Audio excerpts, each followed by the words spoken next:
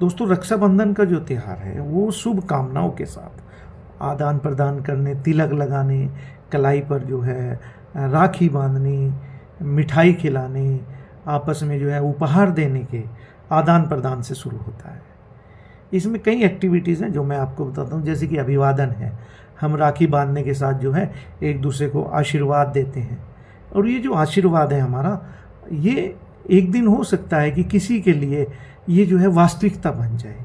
तो जो उस आशीर्वाद देते हुए हमारी सोच है वो इतनी पॉजिटिव होनी चाहिए कि वास्तव में उस बंदे की, उसके सामने वाले मनुष्य की, सामने वाले हमारे रिलेटिव्स की जो नियति है वो बदल जाए। संस्कार कैसे भी हो, अगर आशीर्वाद हमारा बहुत इम्प्रेसिव है तो सामने वाले की नियति भी बदल सकती है, और उसके अंदर से जो अशुद्धता है वो भी ख़त्म हो सकती है, उसके दुख भी मिट सकते हैं। दूसरा है कि तिलक, हम जो तिलक लगाते हैं वो माथे के बीचों बीच लगाते हैं, लाइक तीसरा नेत्र, आँख खुलने की याद दिलाने के लिए, जो आत्मा का एक स्थान है। तिलक लगाने का मतलब है वास्तविकता में शरीर को ये समझना कि ये हमारा शरीर है, इसके लिए हमारी भूमिकाएं हैं, रिश्ते नहीं है। मैं एक दिव्य आत्मा हूँ और मैं जिससे भी किसी प्रकार मिलता हूँ वो सब एक जैसे हैं। हमारे शरीर की चेतना भी इससे समाप्त हो जाती है, और जो जीवन हमें प्राप्त हुआ है उस शरीर की जो चेतनाएं हैं, उसके अंदर जो बुराइयां हैं वो ख़त्म हो जाएं, और आत्मा की जो चेतना है वो सद्गुणों के द्वारा भर जाए।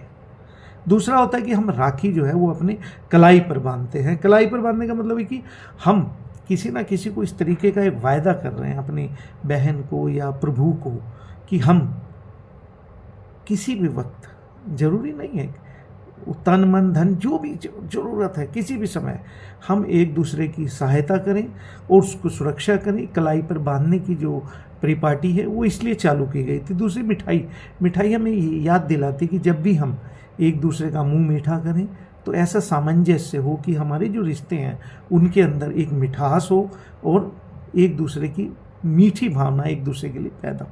तीसरा आता है कि हम जो नेक्स्ट है, लास्ट है, जो उपहार हम देते हैं। उपहार का मतलब ये नहीं है कि हम किसी को पैसा दें, हम उपहार ऐसे भी दे सकते हैं। हमारे साथ जो कोई, अगर कोई लत है, कोई हमारे साथ बुराइयां हैं जो हमारे संस्कार को ख़त्म कर रही है, हम उसको छोड़ दें रक्षाबंधन पर, तो ये भी हमारे परिवार के लिए उपहार होता है ना।